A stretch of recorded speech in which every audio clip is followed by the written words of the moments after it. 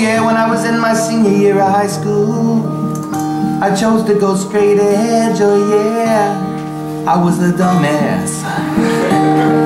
Shouldn't have done that, man, but I'm glad I did. I listened only to 9 Inch Nails. I had Halo 1 through 69, oh yeah. Even the European singles, man. I was up on Amazon.pubes, and I was searching for every Halo, European, Scottish, Scandinavian, all that bullshit.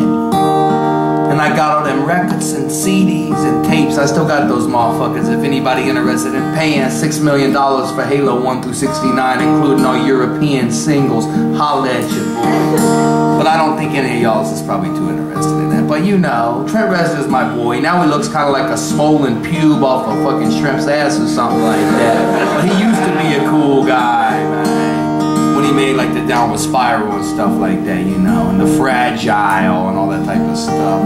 But anyways, man, I was real aggressive. I felt real mean and nasty. I ate a lot of all-you-can-eat pizza and I was real riled up. And I said, man, I hate the fucking jocks. For some reason, I had this like big anti-jock thing going on. So I went up to the leader of the basketball team, which by the way was all gentrified honkies and crackers. And I went up to the basketball team, which was a bunch of fucking pack of crackers. And I said, y'all is all motherfucking stupid assholes. I'm gonna beat y'all in a fight. 1 versus the whole team. Mind you, I'd never been in a fight before. I threatened the whole team. I said, yo, you dumbasses, meet me Wednesday behind the Acoustic Coffee House after school. We gonna brawl. I'm thinking to myself, dude, I'm gonna get fucking killed on Wednesday. Yo, make sure I make my last will and testament Tuesday night because my ass is about to get squashed by 30 dudes. So it comes Wednesday. We out back to Acoustic Coffee House. Up come the gentrified honky basketball team in they sports cars. They roll on up behind the Acoustic Coffee House. And nobody's wanting to fight, man. I don't even know these guys, you know what I'm saying? They don't know me at all. We're just yelling. I'm doing most of the yelling. And I'm like, listen, you motherfucking dumbasses. And next thing you know, the water boy shows up. Now the water boy is this huge pimp. Looks like he's 70 years old, but he's 17. His name was J-Dog. He was this big old dude, like a burnt shrimp or something like that. He sounded like that a little bit. You're talking shit about my boys? Talking shit about my boys? He was the father figure of all these boys because he looked 70.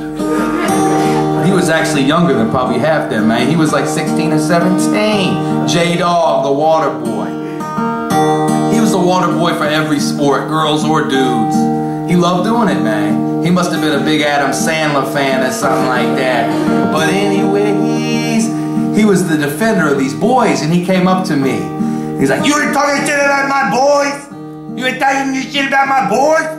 I'm gonna take you out. And so we yelling, me and J-Dog are yelling at each other's faces for like 40 more minutes. Then it comes time for J-Dog to throw the first punch. He's about to swing at me and probably knock me straight on the ground. So I reach deep into my shorts and I pull out a blackjack. You guys know what that is? It's that holy leather stick with ball bearings inside. And I had that joint in my shorts and I whipped it out and held it above my head and I was about to pop him with it.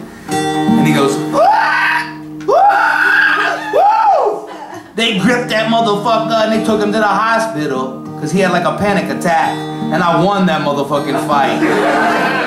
That's the only fight I ever been in, man. I won that joint, 1 versus 30.